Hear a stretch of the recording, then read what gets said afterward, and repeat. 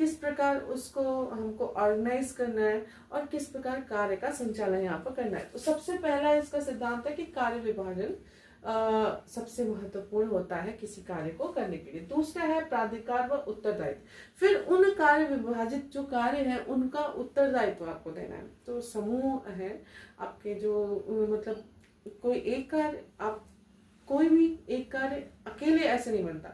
आपको ताला भी खोलना है तो उसकी प्रॉपर चाबी लेनी होगी, आपको वहां तक जाना होगा तब ताला खुलेगा, फिर मतलब उसका पूरा प्रोसेसिंग है। तो यहाँ पे जो कार्य है उसका भी प्राधिकार और उत्तरदायित्व किसी पर होना चाहिए। किस प्रकार हम उसका उत्तरदायित्व किसे दे रहे हैं, जो उस कार्य में जिस कार्यांश में जो निपुण है उस प्रकार से हमको विभाजित करने के बाद उसका उत्तरदायित्व देना है। फिर अनुशासन, तो अनुशासन ऐसा नहीं कि दंड देना है। अनुशासन मतलब किसी कार्य को समय से करना है, हमको कितना टाइम देना है, किस प्रकार से हमको प्रक्रिया करनी है, मतलब बिना रुके या जो आवश्यक हमारा समय है, श्रम है, ये हमको किस प्रकार देना है। तो ये अनुशासन का इनका तीसरा सिद्धांत है।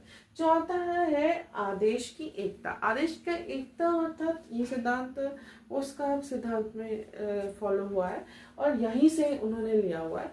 तो यहाँ पे आदेश की एकता में एक जो वरिष्ठ है, जिस कार्य का जो समूह दिया गया है उसमें जो वरिष्ठ है उसकी जो आदेश है वो उस कार्य को करने में बहुत महत्वपूर्ण भूमिका निभाती है। जहाँ पे आपने देखा कमांडिंग का इन्होंने कहा जो कार्य होता है, तो वो कौन करेगा? आदेश की एकता ही नहीं है अगर, तो वो कार्य कमांड ही नहीं होगा, सही से होगा ही नहीं। तो यहाँ पे आदेश की एकता बहुत ही महत्वपूर्ण है। पांचवा आपका है दिशा की एकता।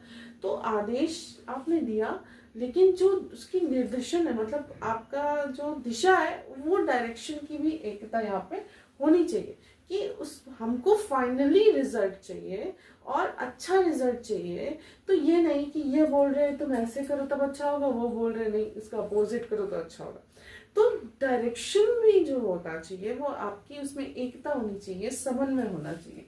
इसके बाद उन्होंने जो छठा सिद्धांत दिया, व्यक्तिगत हितों को सामान्य हितों में परिवर्तित करना। अब हम सोचें कि हमारा समूह का कार्य हो जाए, मतलब जो आपका डिवाइड हुआ है, एक समूह वाले सोचे मेरा कार्य हो जाए, इनका नहीं हो, मेरा ही हो जाए, मैं फर्स्ट आऊँ, मुझे प्राइज मिले। ऐसा नहीं करना है। यहाँ व्यक्तिगत हित, जैसे कि मुझे कम काम करना पड़े, लोग ज्यादा करें जो हमारे साथ के हैं, मैं वरिष्ठ हूँ, मैं मतलब जिस प्रकार से भी, तो उसमें आपको व्यक्तिगत हितों को एकदम दरकिनार करके यहाँ पर सामान्य हित, जो सर्व सामान्य हित है, जिसमें सबका हित है, जिसमें कार्य के रिजल्ट का हित है, जिसमें सबका हित हो, वही कार्य आपको करना है।